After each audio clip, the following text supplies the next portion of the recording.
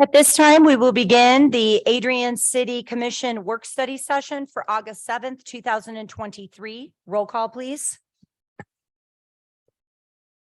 Mayor Heath, Present. Commissioner Halt, Present. Commissioner Roberts. Present.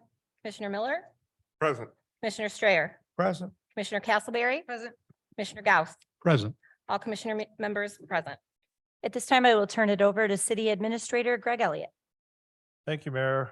The only item I have on your pre-meeting agenda tonight for discussion is our strategic plan that we're working on. So what has transpired, you'll all recall a couple weekends ago, we had a session, it was July 22nd, with the consultant for this purpose out at the Stubnitz Center, where you all went through a strategic planning exercise with Mr. Bender, and he sent to you, following that, a summary of that workshop. Well, you'll recall that that included a vision tour of what you imagined the city would look like in 2028. And then he asked you to pick no more than 3 to 5 goals to work on related to that vision. And you chose 3. That you then met with the department heads and came up with strategies related to each of those goals or key objectives, and then 1-year tasks related to each of those goals. So the next thing that Lou had wanted us to do was for me to meet with department heads and propose a revision that would be in the form of a strategic plan as opposed to the summary that he created. And so we did that last week. Department heads all met and went through it, and we revised it slightly, I would say, not in any really substantive ways, but tweaked some of the language and tried to organize it into a document that looks more like a actual plan. And so that's what's in front of you. It was in your packet also. And task tonight is just to keep the ball rolling, talk through that, see if there's any further refinements that you would like us to see. And if not, this can appear on a future agenda for your adoption, but it's not on tonight's agenda, obviously. So hopefully you had a chance to look at it, and I would open it up for any questions. I can try to walk through the changes that I couldn't really do just a red line because it wasn't a 1-for-1 thing. We changed the organization of it a little bit, but I will walk through some of the particular things that I remember. We didn't do anything with the vision, obviously. As it relates to the goals, we retitled the first goal Economic Growth and Vibrancy.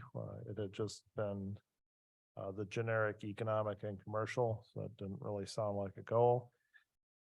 So we proposed changing that title. We moved some of the things around, but as it relates to the key objectives under that goal, I know we had one of the things had been a Northeast grocery store. Rather than term it that way, what we propose in its place is access to affordable fresh groceries for all city residents. There was an objective related to attracting corporations and people to the city, and we just retermed that, making the city attractive to both businesses and people. You had a couple of, you had 3 potential positions that you had outlined in there, one related to economic development, one related to communications and marketing, and remind me what's the third? What's that? And grant writing, correct.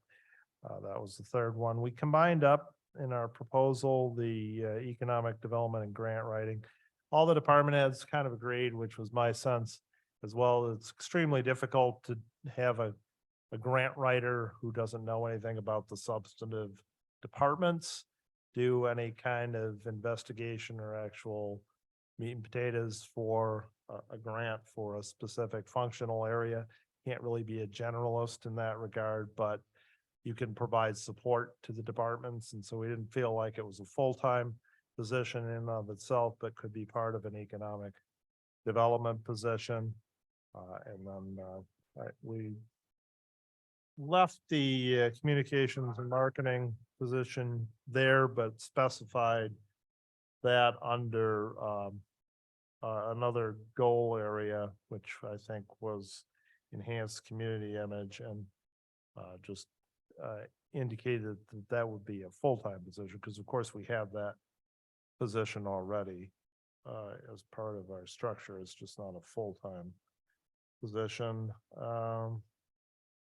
Other things going on to the second goal area, I guess, improve quality of life. That we left term the same. Down within the 1-year tasks, there had been a right size code enforcement item, and we just termed that instead enhanced code enforcement, not implying that it's the right or wrong size, but and then develop a hierarchy of enforcement issues. We combined up the mural idea with partnering with arts and marketing programs in general.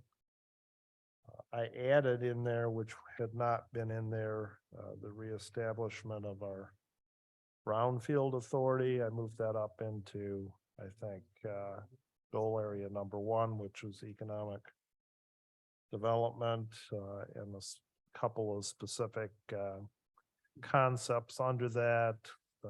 Work that we're doing on the zoning ordinance, leaning that up. And then I think I also added somewhere,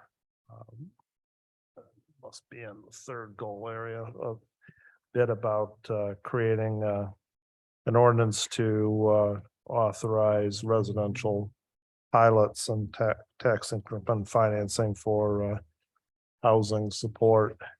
The third goal area we re-entitled enhanced community image and entitled infrastructure, which we didn't think really fit. Much of that we left the same as you had proposed, just with some minor refinements. So that's not absolutely everything, but that's the bulk of what we did with as a result of our meeting. But I mean, nothing magic about what we did necessarily. You're free to change it if it's not in accord with your vision. This is your document. So like I say, I'll open it up for a discussion, and we know what you think of it as it exists right now, and what else you'd like to see. Well, I think I mentioned during the meeting that I was happy with how the meeting went, and I thought Mr. Bender did a really good job. But when I sat down and started to look at this, I felt like there was sort of a gaping hole, or in that the word homelessness is not in here. Okay, I mean, it might be applied to some of these things, but I think that it's something that really needs to be out in the forefront of our mind moving forward. And I know that I'm in Ann Arbor 2 to 3 days a week, and I see the same issues in Ann Arbor that I'm seeing here. So they obviously have not solved the issue. I go to Pittsburgh 3 or 4 times a year. I just got back from there. Every time I go, the problem of homelessness in Pittsburgh has gotten worse. There's one area of downtown Pittsburgh that is probably the most popular spot for gathering in downtown Pittsburgh. and it's almost been taken over by the homeless. And so they obviously haven't figured it out either. And so to task us with saying that, you know, we're going to solve this problem might be a steep mountain to climb, but I think it needs to be on the forefront of our minds all the time, because it affects so many things in the city. And I wish I had an answer. What, did you have language in mind? It occurs to me that that's probably within goal area number 2, related to quality of life. There are some, as you point out, related concepts in there, although that, I mean, that goal area is kind of light on key objectives, I would say, in any event. Do you have language in mind that you might want to propose including in there? Not right off the top of my head right now. I just, you know, I thought it was something that just needs to be discussed more, and maybe in discussion amongst ourselves, we'll come up with that language, but I think it probably does fall into quality of life, Right. because it affects neighborhoods, it affects our parks, it affects the Kiwanis Trail, you know. I agree with Lad. And I agree that it's in number 2. We look at the 1-year task that next to the last one, I guess it's the 4th one, form a task force for park issues. I think it fits right in there. Right. Because that's what we're talking about. Right.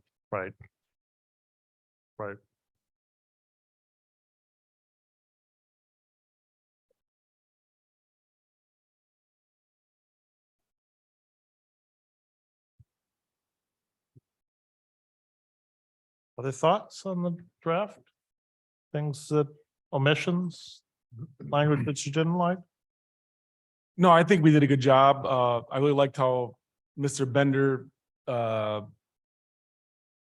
call it, you know, the process he used, and this was my 3rd strategic planning with the city. I think it's important to give us some direction and vision on where we're going to go collectively. I like the idea of having short-term goals, you know, because again, it's like if you have long-term goals that are unattainable, then that's hard to really keep in the forefront. But I think this is a good start, a really good draft by you and your staff.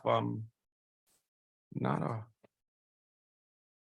whole lot missing, but I would say from what we discussed on that Saturday, so.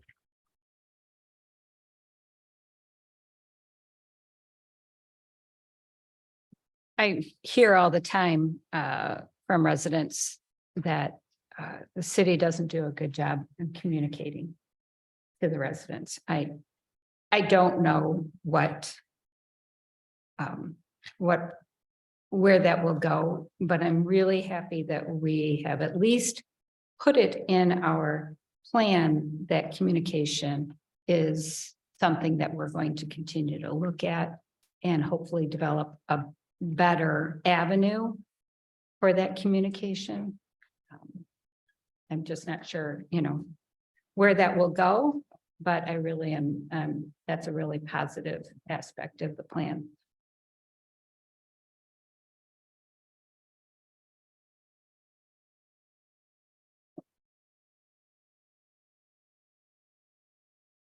I think it's important for the public to understand too, that this is a plan when implemented, isn't just going to sit on the shelf. We've built into it accountability.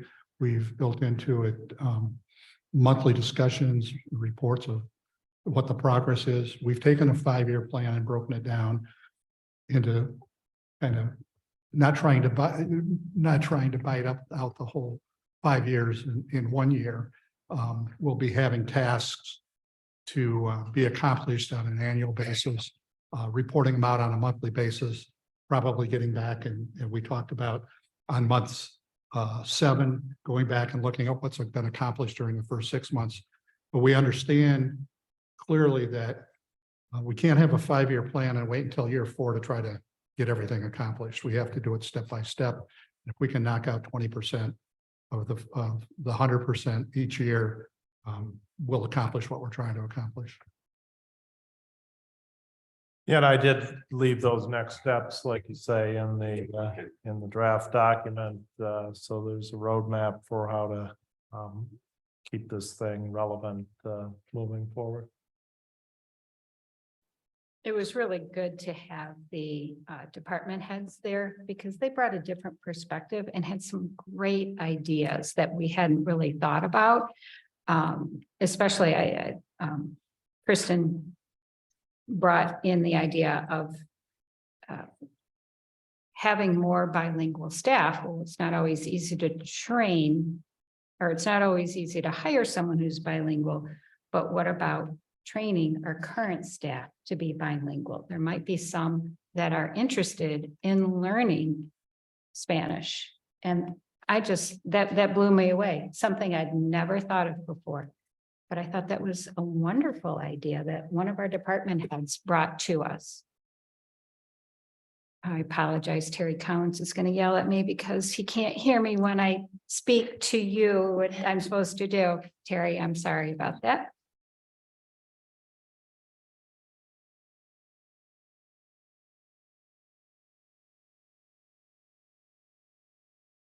So what's our next step in Well- regards to, because I mean, because the public survey, I think we got a lot of good input from the citizens and contrary to what people may say in the public is that our last one we didn't accomplish anything, which was totally false. We accomplished a lot of things we had on our list. We had 5 priorities and I believe we accomplished 4 of those 5.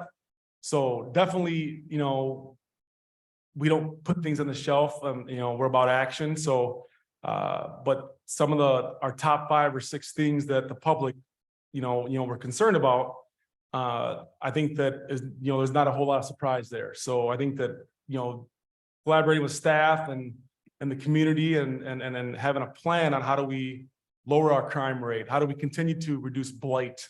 Because those 2 things go hand in hand, but also housing. We have a housing shortage and that was number 1 on the survey. And how do we get more affordable housing and how do we attract that? So rents aren't so expensive for people that we represent. And so I'm excited about this. I was a proponent about this.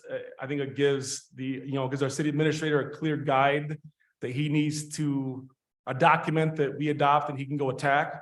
But there's gonna like Commissioner Gauss said, there's gonna be no putting it on the shelf. We're gonna get some things done. So with this.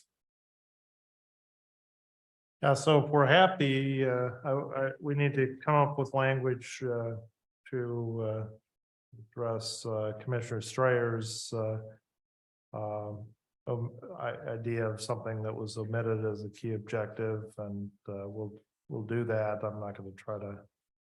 I want to address that thoughtfully, so I don't want to just propose something as we sit here, but we'll put something in there to acknowledge that issue as well.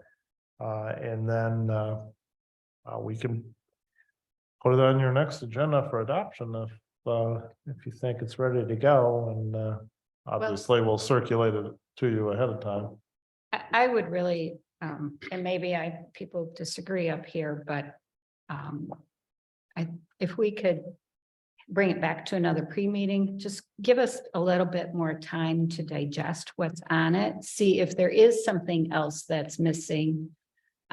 See if any of the department heads bring something different to our attention before the next pre-meeting, but just having another. Okay, are there any changes we want at another pre-meeting? Maybe there's going to be something we hear tonight that we go, oh yeah, we should have probably included that. So I would take just one more pre-meeting to discuss it before we move to adoption. That's my opinion. Do they have a different idea? Similar to the training of some employees to be bilingual, is it feasible we put grant writing under economic development? Is it feasible to add, offer a grant writing class to more department heads or people to it is, like you said, difficult to write a grant about something you don't know anything about. So is it feasible to add grant writing duties? I don't want to add too much to someone's plate that's already full, but is it possible to look at teaching some of city staff to do grant writing? Or do at least do a good amount of it, and then someone can kind of close that up? They do that. Okay. Many of our departments do that. They monitor for, I mean, that's kind of within the scope of things you should be doing as a department head. You should be monitoring for those kind of opportunities and once available, we have a process. You can't apply for one until you come to the city commission and seek authority to do that, but you know, ask for that permission and then go ahead and go through the application process. So it is something that many of them have experience doing already. There are those, like you say, there are those programs, workshops out there that you can be taking if you want. You know, every department has a continuing ed budget. They all have that opportunity if they want to participate in those kinds of programs. So, I mean, we can acknowledge that, but it's kind of already there.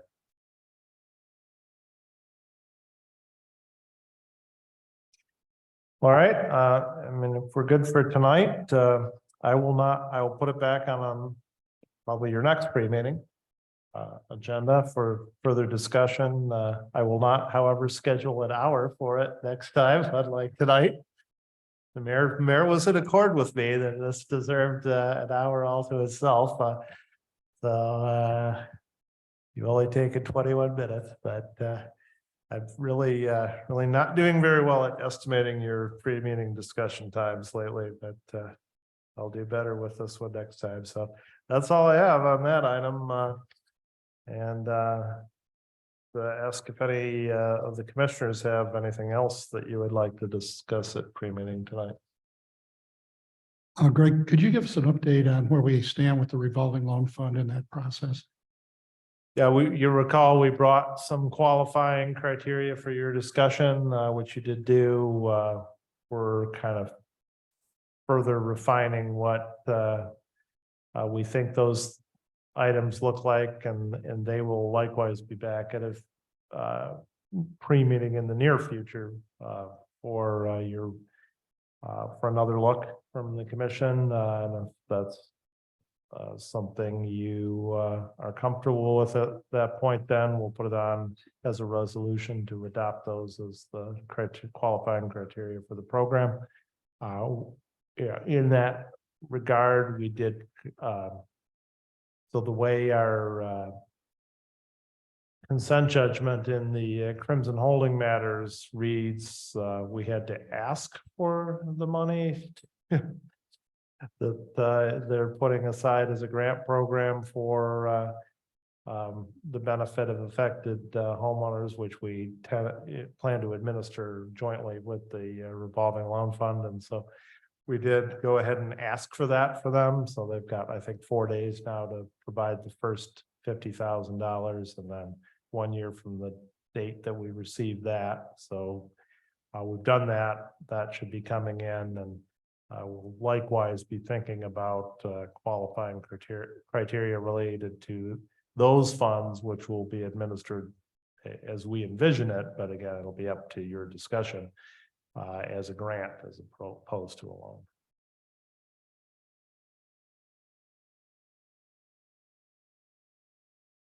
Any other items from the commission?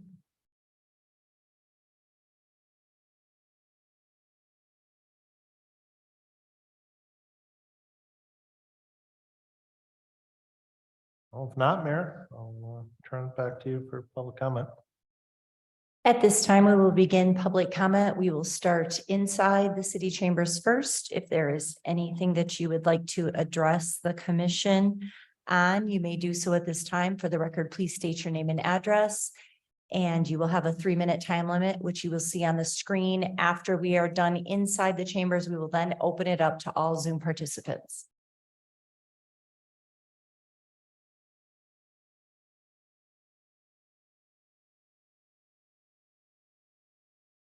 Thank you. Kirk Valentine, 969 West Maumee Street. I've come here tonight, asked for your assistance in a matter that I think affects a lot of the city, but is having a direct impact on my business. It has to do with the individuals that seem to be showing up from various communities around the region and now are calling Adrian home by living in our parks, in the woods, and other places around our community. I'm very thankful that Commissioner Strayer brought up the topic tonight. It is a hard topic to deal with, but being somebody that deals with it pretty much on a daily basis. My office is at 251 West Church Street, which has kind of become ground zero for Comstock Park.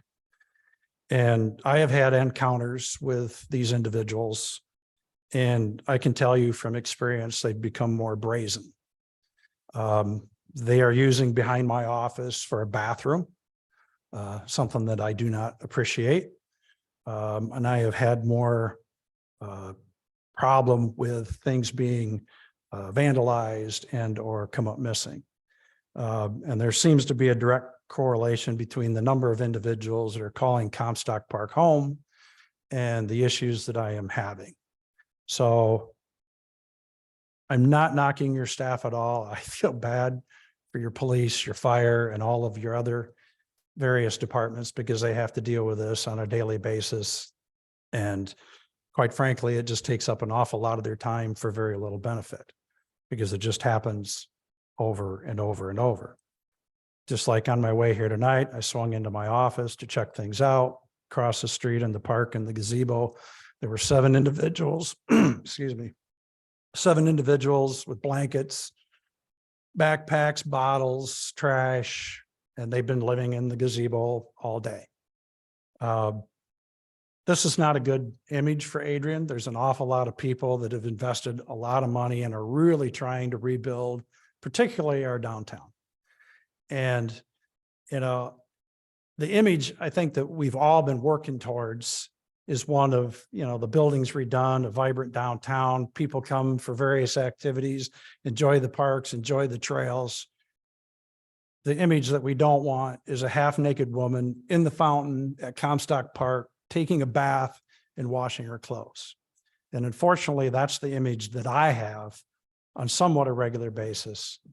And I know it's a hard thing to handle and it's something that's really going to be difficult to tackle, but I am asking you, I don't want these confrontations anymore, especially after the machete attack that happened a few days ago.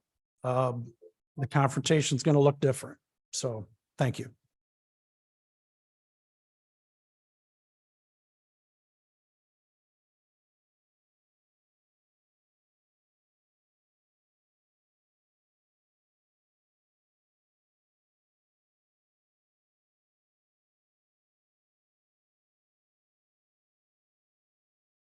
Renee Gonzalez, I live at 1022 West Maumee Street.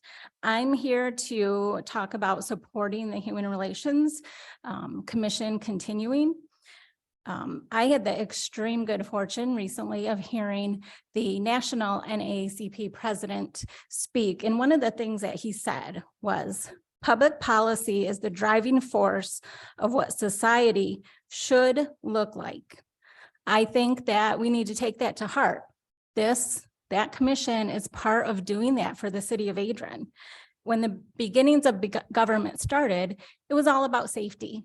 We've evolved as a human race, and a lot of our public policy is about what we want things to look like, how we want things to be in our cities and state and the nation. The second thing that I want to point out is you're representing the city constituents. And I was here a couple meetings ago when this proposal was made to disband Human Relations. I missed the last meeting. However, I watched the video. Every citizen that I heard speak is in support of continuing the commission. You may hear other things or hear from other people in different ways, but people are putting themselves in front of you to say, this is what we want, to publicly say, this is what we want. I think that should be taken to heart.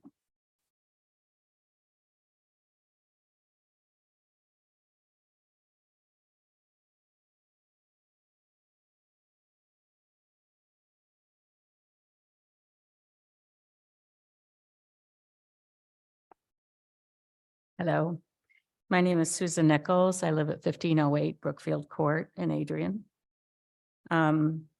One of the things I looked at with your vision tour was, and I noted them, corporations and businesses are choosing Adrian. People choosing to live in Adrian. Citizens are educated regarding city government. A positive attitude towards city staff and city services. And then when I looked at the goals, I saw a lot of things about infrastructure. I saw a lot of things about your image of Adrian. I saw a lot of things about websites and technical issues. I didn't see anything that replaced the Human Rights Commission that you are talking about disbanding. I didn't see anything like that. I didn't see it in the goals. I didn't see it as being important, even though I met with 2 commissioners that told me that it was. So I'm asking you, how are people going to feel positive, the whole of the community, when you are abandoning something that's representing them? If you want it, which I've been told, if you want it reformed, work on that. That's your job. Work on something. But to take it apart, you have to look at what people are going to see if you are representing the whole of the community or not. I urge you to vote against the current ordinance and think about all of us and how we think about and feel about you doing this. Thank you very much.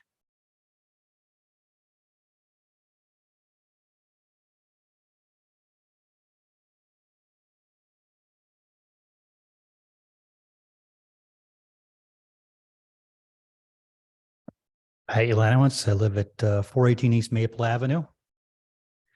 So on your strategic plan, I saw something on there, which is, it's an important thing, you know.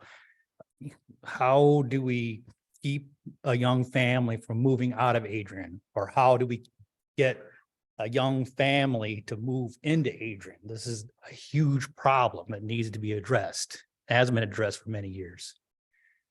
Probably number 1 is affordable housing. And number 2, right behind that, is diversity, equity, and inclusion. And by getting rid of the HRC ordinance, you are setting the wrong message. We are going backwards. And I don't want to live in a backwards community. I don't want to go back to the good old days with the good old policies. I don't want to do that.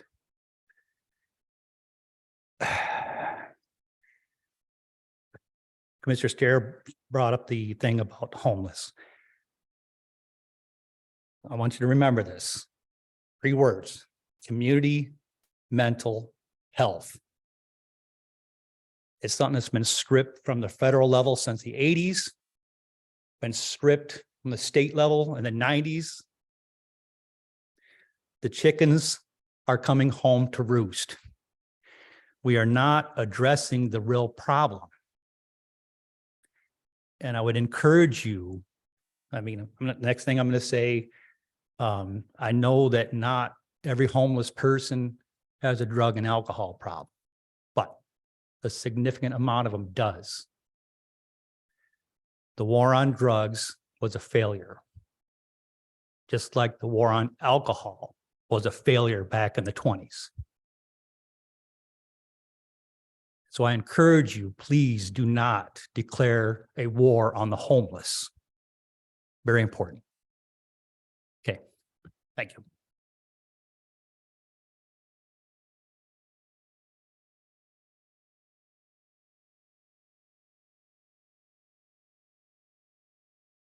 Hi, Judith Hammerly, 1183 Glendale Avenue in Adrian. Mm, I think the most important thing for me about the HRC, and I've written to each of you about my thoughts about the HRC, and I appreciate those of you who have responded to me, is one of the commissioners said to me, actually more than one, that there are things about the current HRC that aren't working, and no one has asked me why I want to have it eliminated. I think that's one of the problems with our format is you can't respond. You know, the way I might get an answer to that is writing emails, which I've done to you. But other people won't know. And you may have some very valid reasons, some really good insights. No one knows what they are. And so you're getting this feedback from the community because we have no idea what your perceived problems might be. The other problem that is a big problem for me is that we've seen no proposal for replacement. And what that looks like is we don't need that kind of thing in Adrian. We'll do just fine without it. I don't know, maybe we will. Maybe the current one is not working. I really don't think we can do without an HRC. Many communities in the state have, in my most recent email, I sent a description of the HRCs in Hamtramck, and they're all over the place. I would ask you to table that motion until you can present something that is more constructive. Thank you.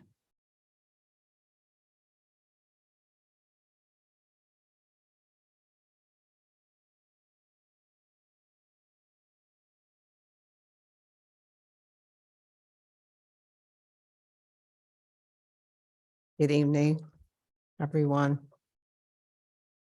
I stand here because I'm obligated to speak on behalf of the community that I represent at the HRC level.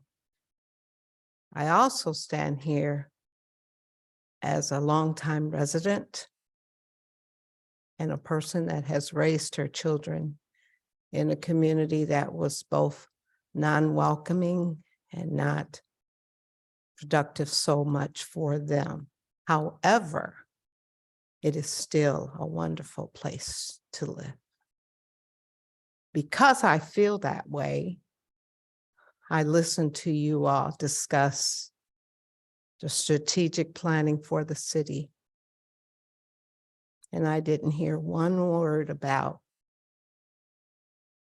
the individuals has been crying out to you and me about the diversity, equity, and inclusion. Not that you haven't thought about it, but the problem is we don't know what you want. And I am personally asking you all because I feel defeated in myself because I don't know what we did wrong at the HRC level.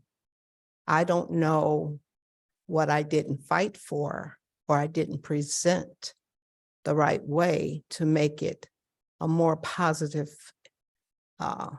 entity for you at the city level. I stayed so many months and years of fighting for something that I thought was what not only the city needed, but what we all needed. And I feel as though my defeat is that you say something's wrong. Tell me what it is. I don't know what's wrong with the HRC, and I don't know what I personally could do to make it pleasing enough to stay. But when I listen to all of the conversations that have been happening on both sides of the aisle, the building, all I can see and hear is erase, get rid of, dismantle, take away. I don't have the option to change who I am.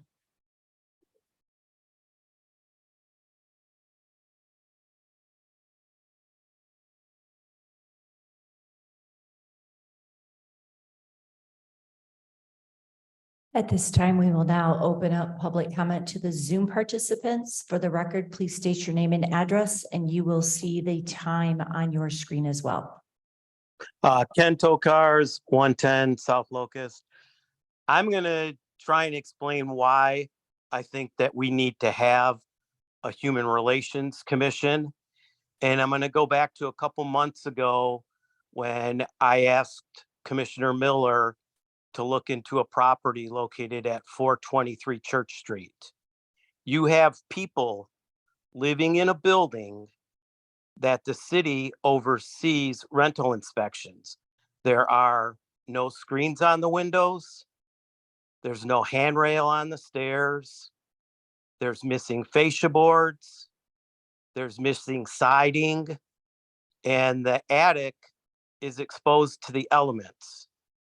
Now, it was about 2 months ago that I brought this to Commissioner Miller's attention. And he can speak and say during commissioner comments whether he did anything about it. But if he didn't, the HRC would be my go-to to get this resolved. People should not be living in rental properties that are not properly maintained.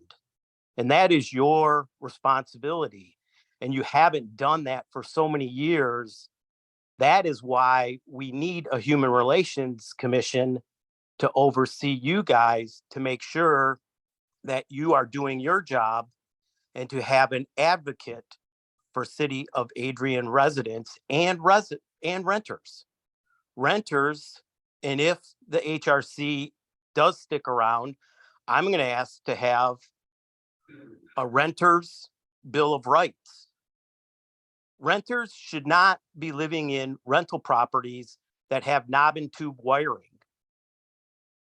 I worked on many houses as a student at Eastern Michigan University, and they would, if you had knob and tube wiring, you had to update it before they'd give you a permit for anything. I was flabbergasted to find out that we have houses here with knob and tube wiring. And that's on you guys. And there should be no children living in a house with knob and tube wiring. If there's children in a house, there should be screens on the windows. If there's children in a house, there should be handrails. If there's children in a house, the fascia should be in good condition. If there's children in a house, the siding should be all there. And if there's children in a house, the attic should not be exposed and open to animals. Thank you.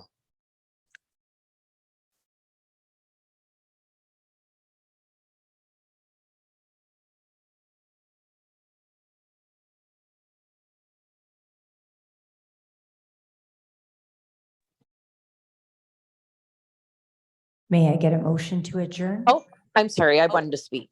Okay, go ahead. I apologize. My name is Socorro Sevilla. I am at 115 West Maumee. I just wanted to speak very quickly. HRC, I don't have a lot to say on, aside from the fact I was given word that if we do take that away, there will be things to replace that, which I hope there will be, because diversity, equity, and inclusion are something we very clearly need to address within the city government here. Additionally, I know there's been talk about the homeless folks and mental health issues. We need to push that up to the county level. Michigan allows for assertive community treatment teams. Michigan allows for court orders for treatment. That was something I extensively worked with in Washington County and Wayne County. I can tell you for a fact, we have people being released from prison straight to our community with severe mental health issues who are not on court orders for treatment. We've had several incidents in our community of people who were petitioned multiple times for mental health issues. These people are not on court orders. These are people who need significant support. We need to find the resources. This is on a county level. These things are at state level. And yes, funding has been cut, but we need to do better instead of focusing on funny names people have or the horrendousness of it all. These people deserve treatment to keep them safe, to keep us safe, to keep their families safe, to keep our communities safe. And like I said, we can't just handle that at a city level. That needs to be at our county level, at our state level. And I don't know what we need to do amongst ourselves here at a city level, but we need more help on that from those who are higher up. Thank you.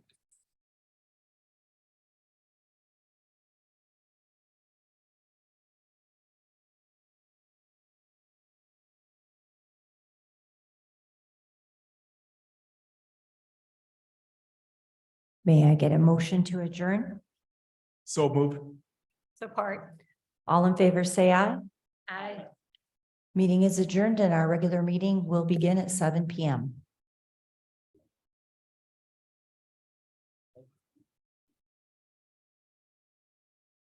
We will begin in 1 minute. We're waiting for Commissioner Gauss.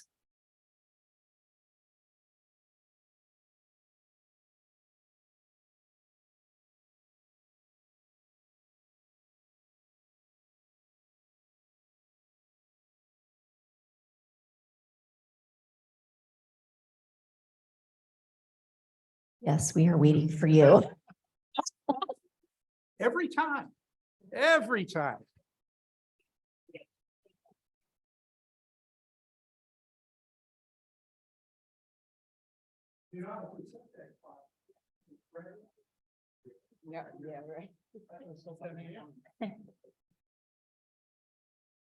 I call to order the Adrian City Commission meeting for August 7th, 2023. If everyone would please rise for a moment of silence and the Pledge of Allegiance.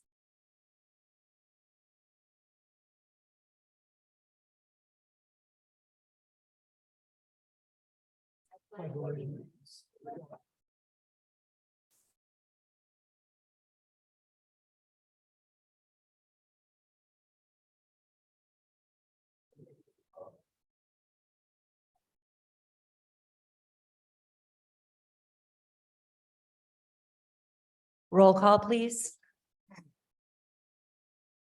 Mayor Heath, Present. Commissioner Halt, Present. Commissioner Roberts. Present. Commissioner Miller, Present. Commissioner Strayer, Present, Commissioner Castleberry. Present. Commissioner Gauss, Late but present. all commission members present. May I get a motion to adopt the consent agenda? Move we adopt the consent agenda. Support. I have a motion from Commissioner Halt with a second from Commissioner Roberts. Roll call, please. Commissioner Halt, Yes. Commissioner Roberts. Yes. Commissioner Miller, Yes. Commissioner Strayer, yes. Commissioner Castleberry. Yes. Commissioner Gauss, Yes. Mayor Heath. Yes. Consent agenda approved by unanimous vote. Moving on to our regular agenda.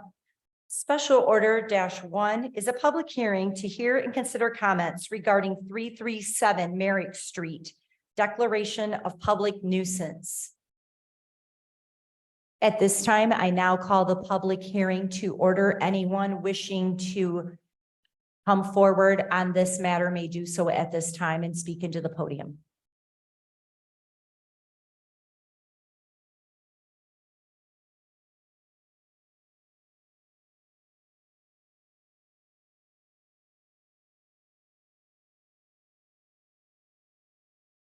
Hello, And for the record, just please state your name and address. Rhonda Hubbard, 339 Merrick Street.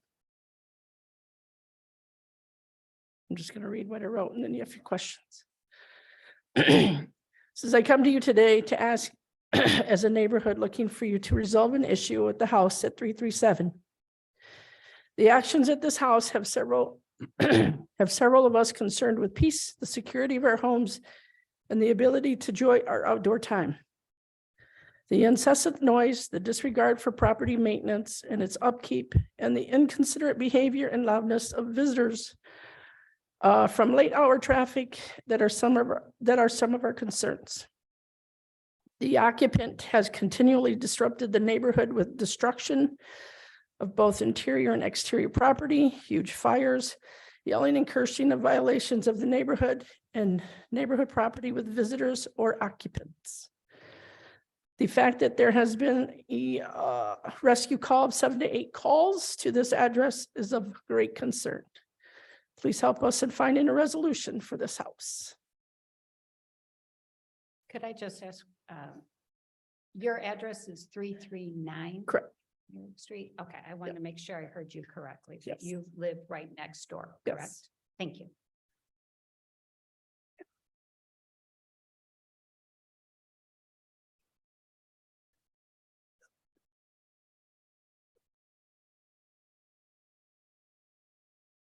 Good evening, Vince Emmerich, Chief of Police for the City of Adrian. We discussed this property at the last commission meeting, and I just wanted to make you aware that we've had 2 additional drug overdoses since that meeting took place. We had one on the night of 7/19 and another on the night of 7/23. Fortunately, we have not had anyone die as a result of that. Hats off to Adrian Fire. They've been able to revive everyone quickly.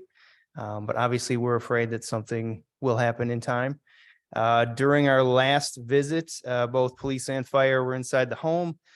There are fewer walls standing than have been torn out. There's exposed wiring. Some of those photos, I took still pictures from our body cams and sent those on to code enforcement if there's anything can be done with that. But I know the EMTs who were present were afraid of being electrocuted because there was literally wiring hanging down from the ceiling over where this person had overdosed and was lying on the floor. So it's very concerning, obviously, for us, and that's why we wanted to bring it to your attention. Thank you.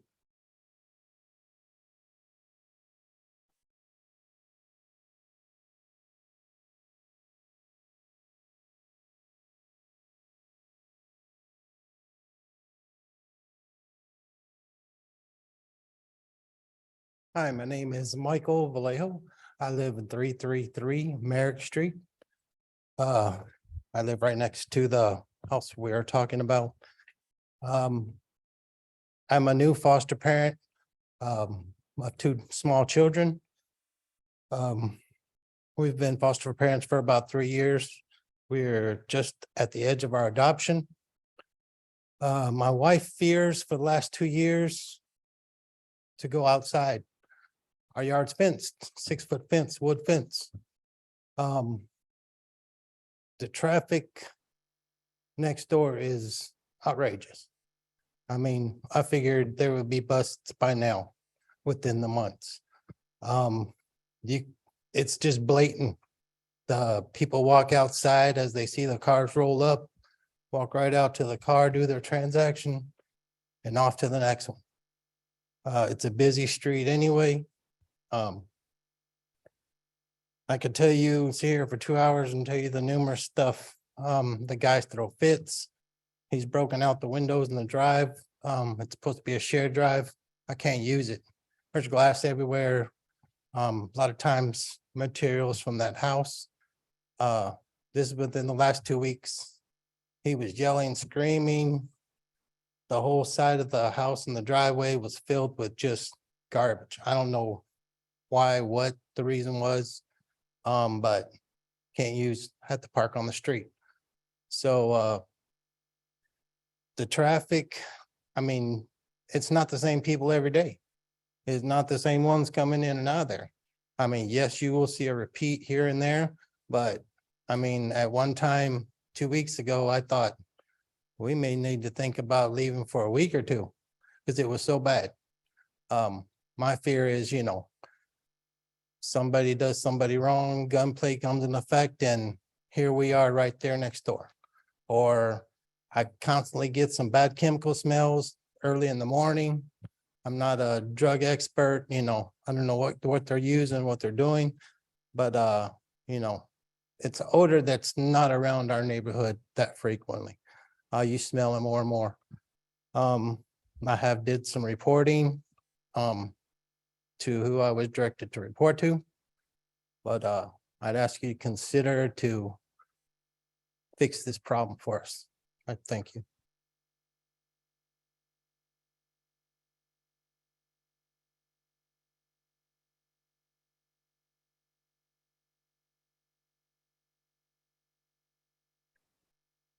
I now call this public hearing closed. Moving on to ordinances. Ordinance number 23-006 is the second reading and consideration of an ordinance to amend the Code of Ordinances, Chapter 38, Human Rights, Article 2, Human Relations Commission, by deleting that section in its entirety. May I get a motion to adopt the resolution or ordinance, sorry.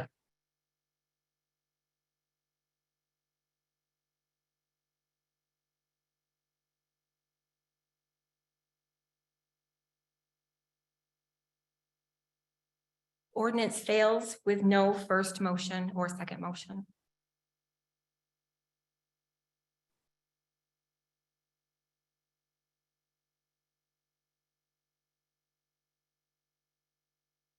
Going on to resolutions, resolution R 23-026 is from administration. It is a resolution to authorize the Department of Engineering and Public Works to prohibit occupancy of 337 Merrick Street for a period of up to 1 year. May I get a motion to adopt the resolution? So moved. Are there any public comments regarding this resolution?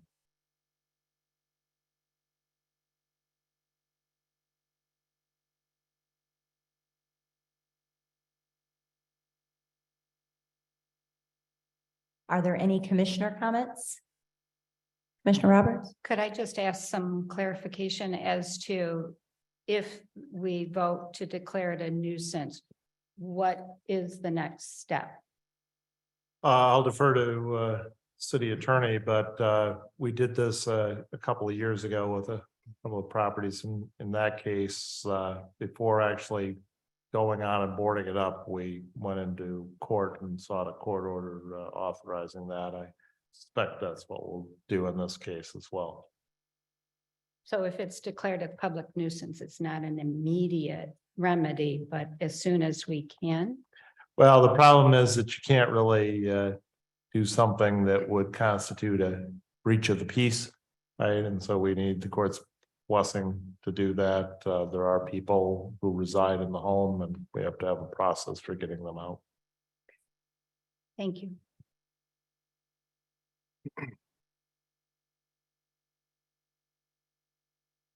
I have a motion from Commissioner Miller with a second from Commissioner Gauss. Roll call, please. Commissioner Miller, Yes. Commissioner Strayer, Yes. Commissioner Castleberry, Yes. Commissioner Gauss, Yes. Mayor Heath, Yes. Commissioner Halt, Yes. Commissioner Roberts. Yes. Resolution is adopted by unanimous vote. At this time, we will now have public comment. We will begin inside the city chambers first. Just to reiterate, there's a 3-minute time limit, which you will see on the screen. And for the record, please state your name and address. After we have exhausted all public comment within the chambers, we will then open it up to the Zoom participants.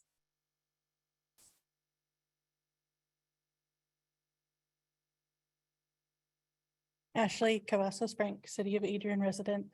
I just wanted to say thank you for listening to the trees that I talked about last week. I think it's clear that you heard the people, and that's really all we ever ask for you to do, is to listen and to not take our criticisms or questions as personal insults. That doesn't accomplish anything. I heard a quote this week that was, we can discuss what you want and we can discuss what I want, and that's politics, and that's how that works, and we meet in the middle somewhere. But if we get personal, then there's no discussion there. We dig in our heels and we get defensive, and there's no discussion left. But that's not what those seats are for. And that goes for anybody in here running, that I will talk to them all the exact same way. That we just need to listen to each other and understand that it's not personal. And just thank you again for listening.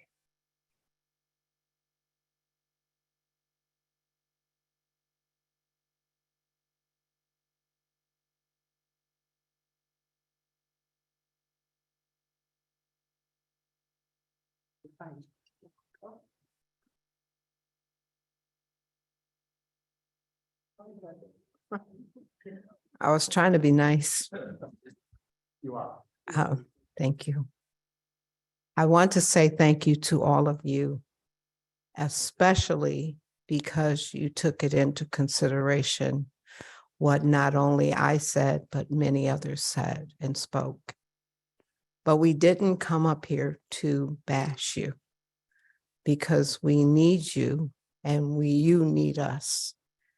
And with this next move, whatever it is that we do to better our community, we are going to fight as hard as we did to keep you from dismantling something that is more than 50 years in the making. Because the history that we have to remember is people died, people struggled, people were hurt and injured, fighting for a cause. We try not to kill anybody today, but sometimes we kill with our words. And because we use words that destroy characters and people, we don't want to do that anymore. We want to be the strongest we can be for each other. I need you as much as you need me. And I'm going to continue to fight to make sure that our city is better. To hear that someone almost died in a home because of drugs, it hurts all of us. I always tell my children, anything that you do, good or bad, I have to pay for it as well as you. So anything that happens in our city, good or bad, we all pay the price. And I just want to say to you, thank you for trusting not only me, but trusting the community. And we will get it right.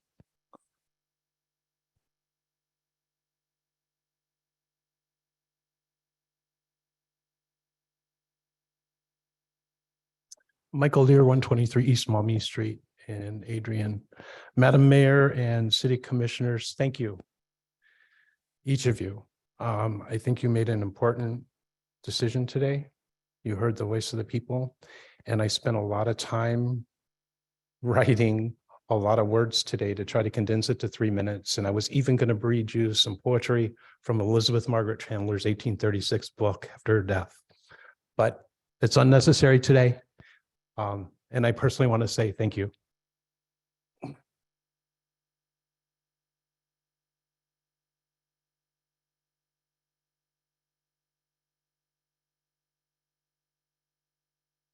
Good evening.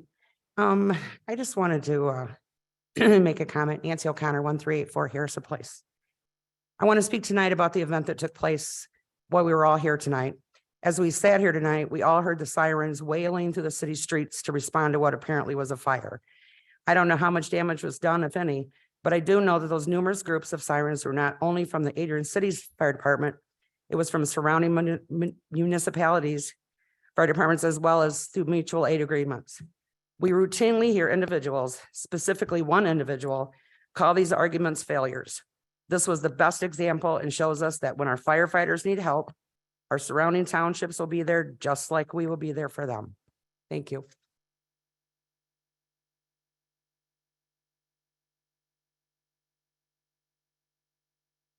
Hello, Joaquin Ramos, City of Adrian resident. I just want to say thank you for hearing out the people and taking their opinions into consideration and keeping the HRC. I look forward to working with you all to make a better group and to do many great things in the future. So thank you all so much for listening and responding to the people. I also just want to remind everyone, as I'm sure most of us are already aware, but the election's tomorrow.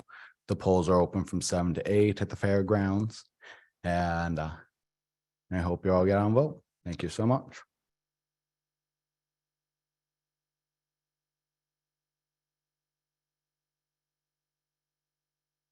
Hi, Gail Dunaway, Adrian, Michigan. I promised Greg Dumars I would say something at the next city commission meeting. Thank you so much for the pickleball courts. And the people, I mean, there's tons of people out there, and you know what they're asking for? More pickleball courts. So, I mean, yes, we laugh and chuckle, but these are the kind of things that draw people in to this community. And we want to put our best foot forward. I'm so thrilled to see the curbs being fixed on Maumee. I didn't know they were that bad.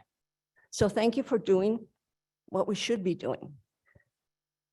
That's it.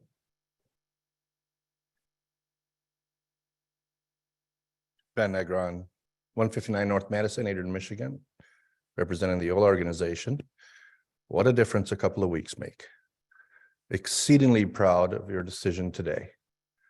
I simply want to say thank you on behalf of the folks that I work with day in and day out, on behalf of the residents of the City of Adrian, and let you think about Laura Havland and how today you did exactly what Laura Havland has been recognized for in this great city of Adrian. We can all be proud today because of what you did. And I thank you.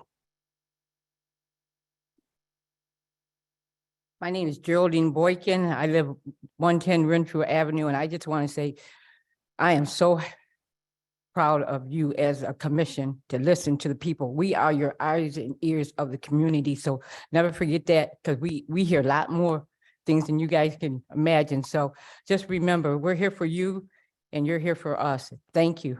Thank you.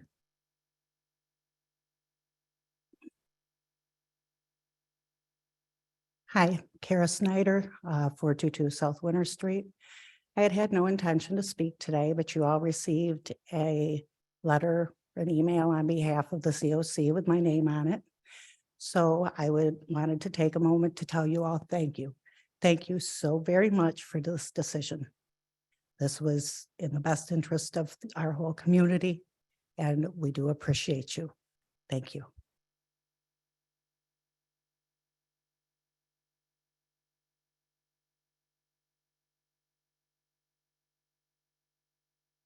Thank you. From me as well, Judith Hammerly, 1183 Glendale Avenue in Adrian. Now the work starts. Decided not to eliminate it. Now in a transparent process, how to have it be effective, meet the city's needs, meet residents' needs. And I hope that we'll be kept updated about how that's happening. Another point, totally different. We're concerned about people staying in the community. How can we attract young people? It's really important to know that people are leaving in part because the colleges are not doing well. I'm not saying they're closing. Don't quote me in the paper saying that. But there have been a number of people who've been laid off from both of the colleges. I have a friend who's looking for a new house and would have stayed in Adrian, but now doesn't care to, wants to sell her house because she's afraid of what will happen when more people leave the college and the university. So that's another thing on your plate now. So short-lived thank you. And now here's some more. Thanks.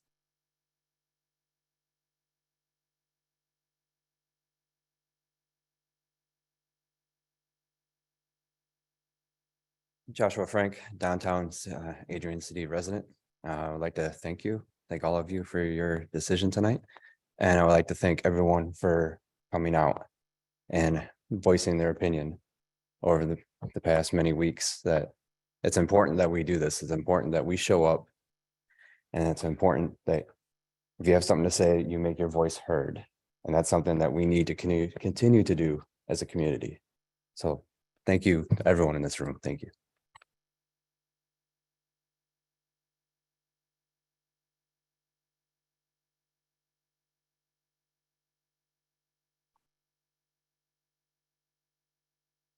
I've stood up here and advocate for the HRC pretty heavily. And I think that the right decision was made. Not going to move backwards. And I appreciate that, and it took some real courage after some of the comments here in the chambers and stuff I saw online to, change your mind and get this thing moving forward again. And I really, really appreciate your decision tonight.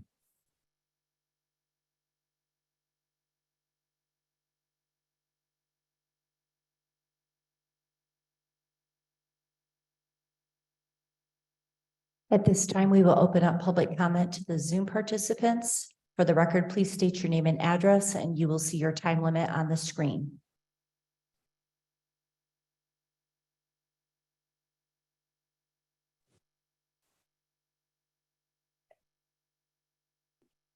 Yes, this is Sister Pat Harvat, Adrian Dominican Sister, 1257 East Sienna Heights Drive. On behalf of the Adrian Dominican Sisters, our associates, our co-partners in mission, and all of our co-workers here on the campus, we express our sincere gratitude to the city commissioners for your decision, for your understanding, for taking this into serious discernment, as I know you have. And thank you to our community of Adrian for all the public citizens who came out to support the Human Relations Commission. So together we march forward for the benefit of our community. Thank you.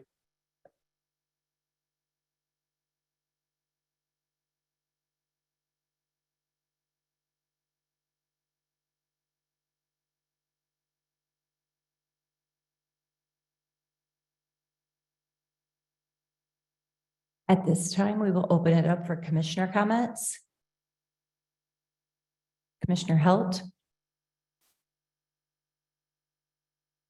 I spent a lot of time preparing these comments so I can read them in public, and I know everybody's feeling good about the decision tonight, but I want to reiterate that there's still a lot of work to be done.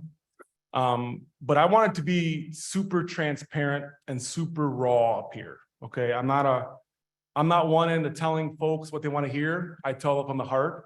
I don't do it for political gain. I don't do it for campaigns. I do it because I love the city of Adrian. And I will always conduct myself in that fashion, but I wanted to give the folks a little bit of a brief history on how we even get here. How did the only minority on the city commission even consider repealing the ordinance? And so bear with me. This is a little long-winded, but I'm going to read my comments.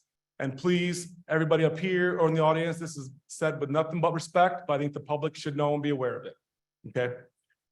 I want to thank all of you for coming tonight to share your thoughts on this vital issue. I also want to thank the many citizens who I have personally met with over the past 3 weeks regarding the City Commission's potential decision to repeal the Human Relations Commission ordinance. How do we get here?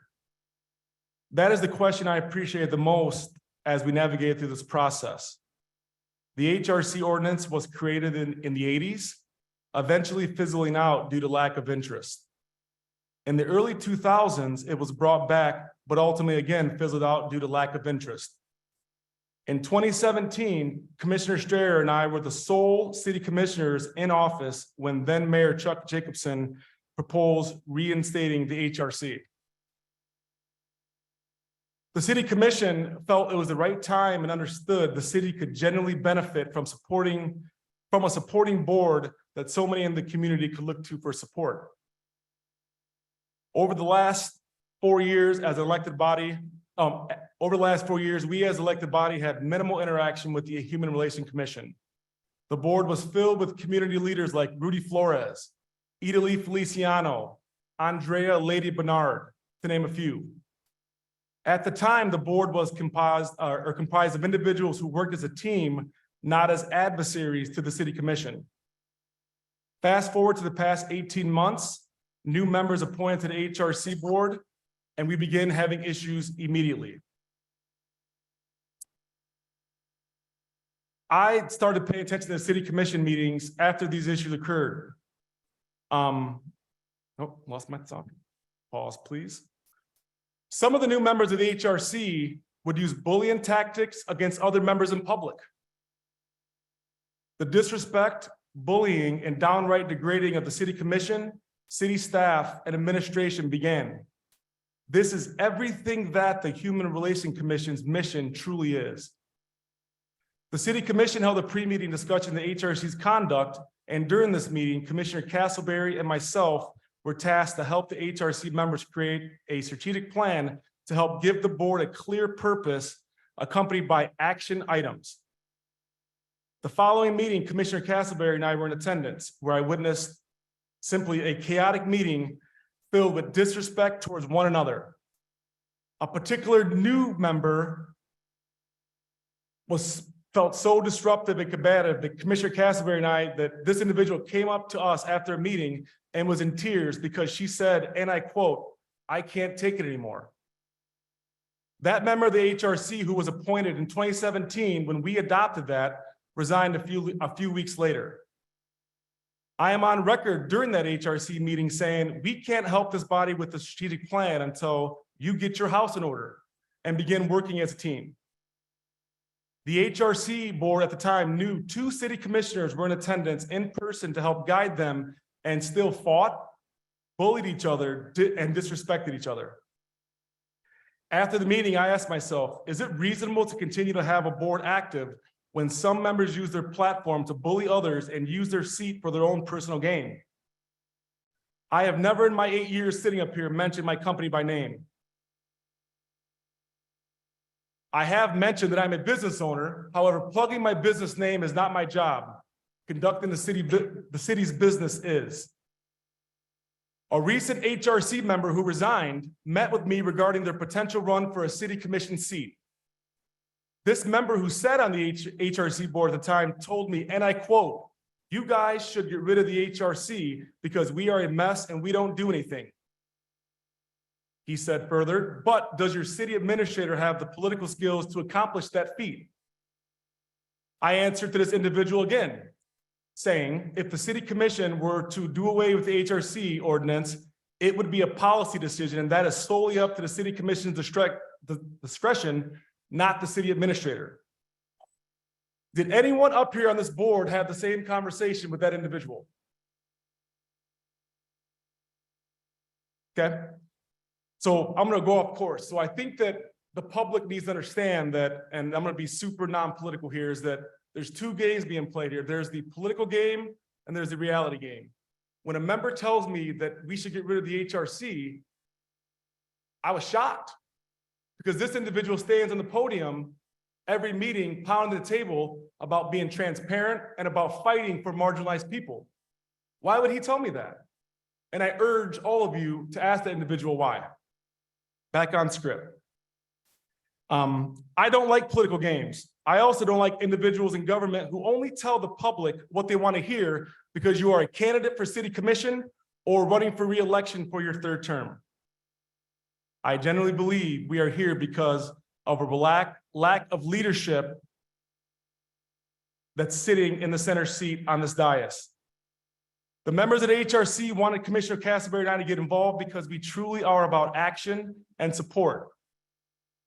Mayor Heath made comments at our last meeting supporting the HRC. I want the public to ask this question. Which commissioners were contacted the last 3 weeks by Mayor Heath in order to get support or to change our minds? How much time was invested in the last 3 weeks by our mayor to show true leadership on an issue that is so important to many? How many times has our mayor brought, where's my spot? I got a lot of pages here, sorry. How many times has our mayor brought to the city commission a report on HRC activities? I can answer that, 0. Instead, it is clear that some people are more concerned with other things and not the true heavy lifting in regards to the office. I spent hours with citizens over the last 3 weeks, many who are in attendance tonight, who are supporters of the HRC, listening to their concerns and trying to answer the question of how do we get here? This tells me what some of our intentions are up here, that is to get to the issues of to get elected or reelected. I know I may seem direct up here sometimes, but it is only because I care and have passions for the people I represent. I know exactly how many people in the audience feel today. I grew up from very humble beginnings and I was told I was not connected enough to be sitting in this seat. I will always have a chip on my shoulders and work extra hard because I do not want to fail. After talking with many of you in the past couple of weeks, I believe the new focus, we can work together.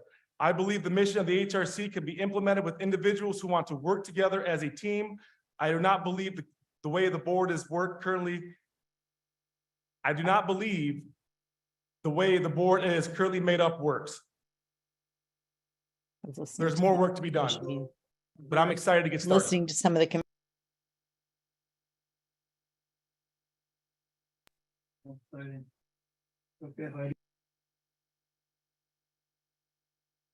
As everyone knows, I was the commissioner that requested to repeal the HRC ordinance. And I did so because I was incredibly frustrated with the need in our community and the inability to get there.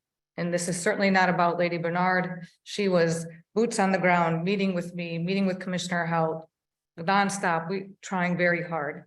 I would love for you to work for me any day, because I know that your heart is always in the right place and you are willing to do whatever it takes to make a difference in this community. But as I look out into this audience, I see now a new mentor in my life. I see a teacher. I see Dominicans that were teachers of mine and helped me build my career. I see a mother of one of a friend of mine as I grew up. I see my father. My grandpa was a firefighter in this community. My dad was a police officer. Many of you saw my son just get pinned in a ceremony recently.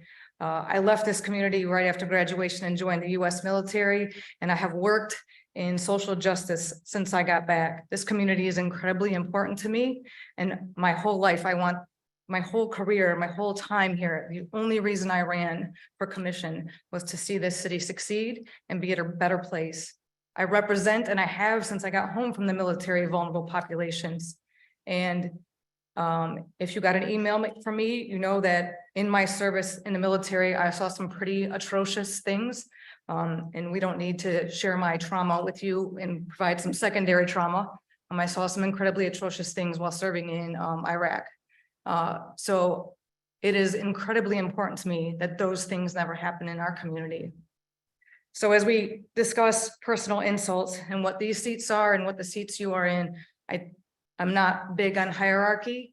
I consider them pretty much the same. We are all community members of the city of Adrian. I need you to talk to me, and I need you to share your thoughts and your feelings with me, and I will always try to do the same with you. But hurling insults, calling me gross and disgusting, calling me a bigot, those are never going to help us. And it's nothing I would ever call anybody else, no matter what. Human Relations Commission looks like the representation in our community of the intrinsic worth of all people in this community. It allows for the protection, immunity, and confidentiality of vulnerable populations. It's not just a place to vent. It's a place to share where persons can find the help and care that they need, whether it be local, state, or federal complaint systems, or an NGO that upholds fair housing law. It fosters mutual understanding and respect for all working to safeguard equal opportunity and overcome diversiveness, violence, and all forms of discrimination while receiving information and acting as the conciliator. It acts to restore relationships. Our strategic plans calls for a communications personnel. My hope is that that personnel will help lead and direct, possibly be very informed about DEI, and be the employee for the city that was called for a long time ago. As we all know, government doesn't operate quickly and overnight. But I assure you, and I'm trying to assure in my emails, that we are very aware of what is going on in our community, and we want to see change. We want to see a safe and healthy community. Quality of life is what is going to bring people to our community. Quality of life is what is going to keep people in our community. I do have a little trepidation about what is going to come in the next few weeks, months about this. I hope that everybody sitting here today continues to show up, because I didn't see this many seats filled when Commissioner Helt and I attended the HRC meetings. No one was here, and there weren't very many people online. So I hope that you continue to show up. I hope you continue to support our community. I hope you continue to share your voice, because this right here today is what is needed to make our HRC effective. Thank you.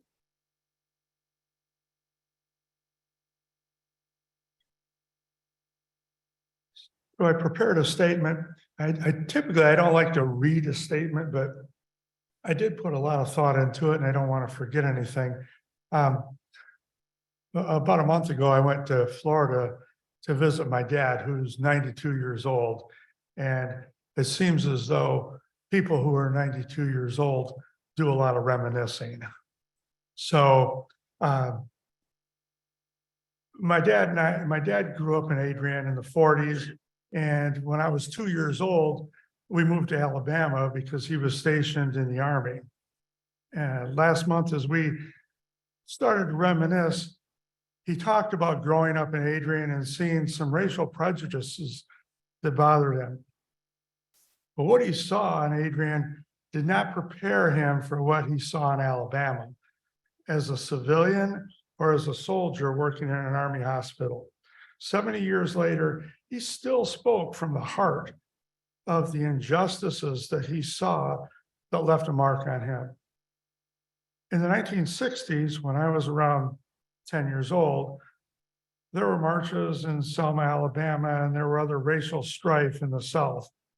I never saw any reportage on TV about these events in the South, but my dad made a point to inform both my brother and I about what was happening and how wrong prejudices are.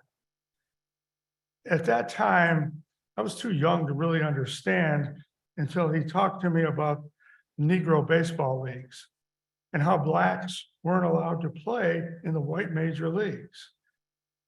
That was more than my young mind could comprehend. It wasn't until years later that I realized the purpose of the talks was to make sure that my brother and I understood that we were all equal. The Human Relations Commission should listen and speak for everyone. We don't need an ordinance that calls out specific groups in an ordinance. Everyone means everyone. If I don't support the mission of the HRC, I don't know how I face my dad. With that being said, it would be difficult to look myself in the mirror and know that I backed away from a problem when I had the opportunity to help fix the issue. When I make a mistake, I own up to my mistakes. When the HRC was put in place, I was on the city commission and we didn't do a good job. We put the HRC in a position, we didn't put the HRC in a position to succeed. We put them in a position to flounder. Commissioner Halt and I are the only commissioners from that era. And I've heard Commissioner Halt say several times over the last 8 years that when you're a commissioner, you need to make hard decisions. Well, here we are. We need to start over. This time we need to assemble an advisory body with a positive mission that works for Adrian. Not a platform for someone to stand on a soapbox to promote themselves or a small group. You can call it whatever you want to call it. The name means nothing. It's about the mission and giving everyone a voice. So in closing, I really kind of want to tell you why I wanted to make a statement tonight. Now, I don't know if Rudy Flores is here. Oh, he's online. Okay. As Rudy has said a couple of times, he says that people need to look at life through other people's lenses. And I like his analogy. Maybe because I'm a photographer, but I can work with that. But I'm sitting here as a 69-year-old white guy who, even though I was schooled on race issues as a boy, I really only have one lens to look through, and that's a 69-year-old white guy. I've felt most of my life like we as a society we're moving or we're making progress, eliminating hate. And I say that based on watching young people today. I feel like they get it much more than my generation. But our former president made it acceptable to hate again. And that has disturbed me to no end. And honestly, made me feel weak. And I don't know how, as a society, we can get back on track. But what I do know is it starts in our homes and it starts in our community. And until we treat each other with respect, there's no amount of government programming that will solve some of the issues that many of you brought before this commission. Thanks for listening to me.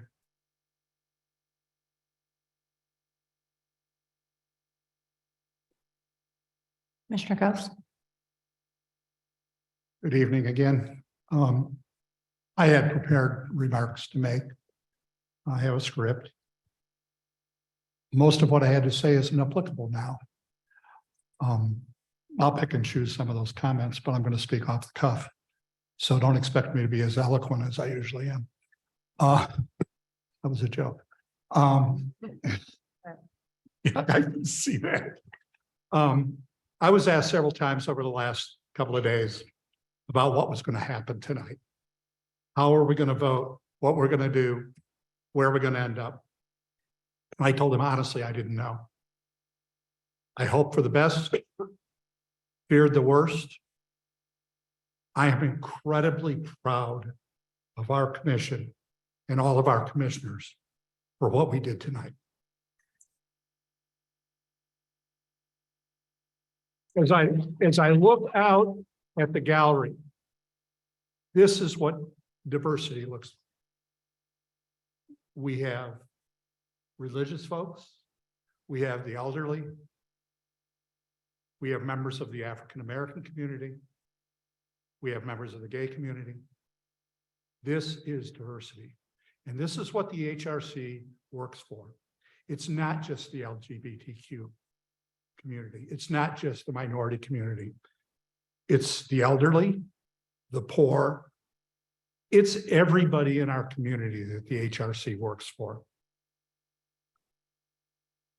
What I was going to say in my comments, my written comments, was that our decision tonight would determine how the public would judge the character of both this commission and our city as a whole. I'm happy beyond belief that I think that we will be judged and our character will be judged in a positive way. I was going to ask if the members here really understood the importance of diversity and inclusion. I was going to ask if we would really embrace those values. And would we become a welcoming community for all? I was going to ask if tonight we would answer those questions, and we have. So like I said, I'm incredibly proud of what we've done tonight. I appreciate you being here tonight, and I hope you will continue to come and share. We still have a lot of work to do. We have some fences that need to be mended, and we have improvements that can be made between the working relationship of both the HRC, its members, and the members of this commission. Thank you.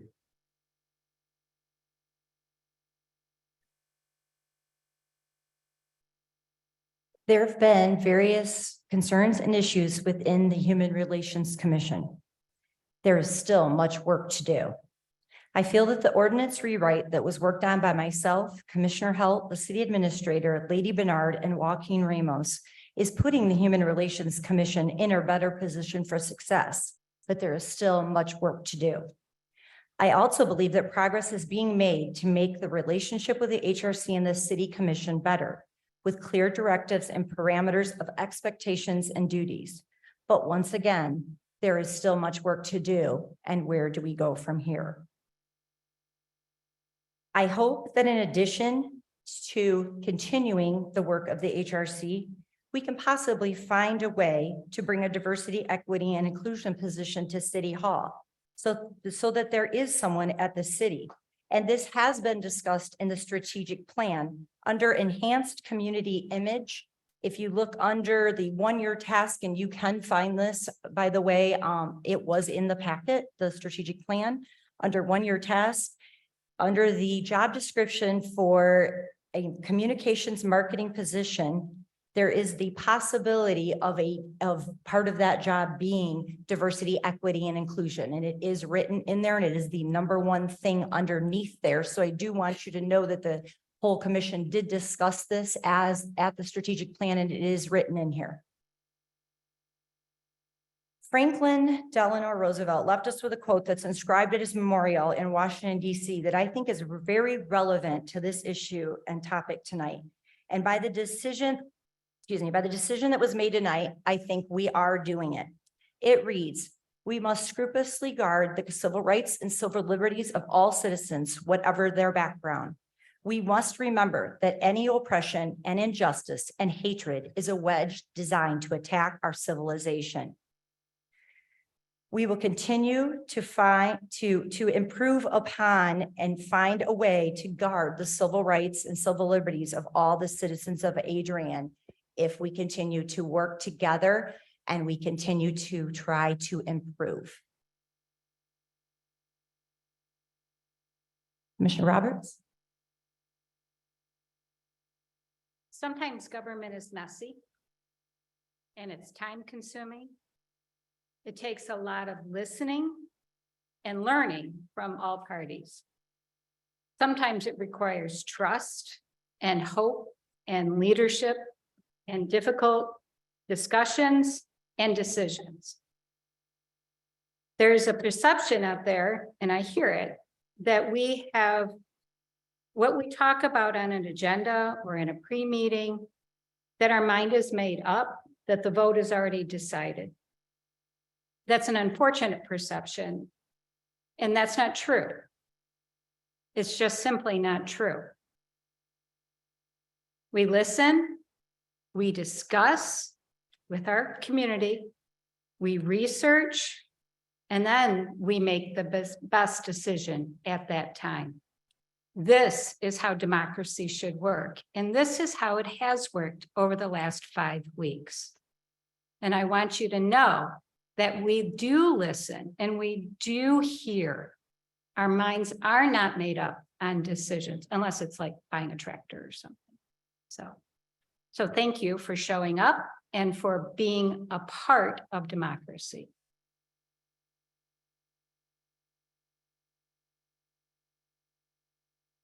May I get a motion to adjourn?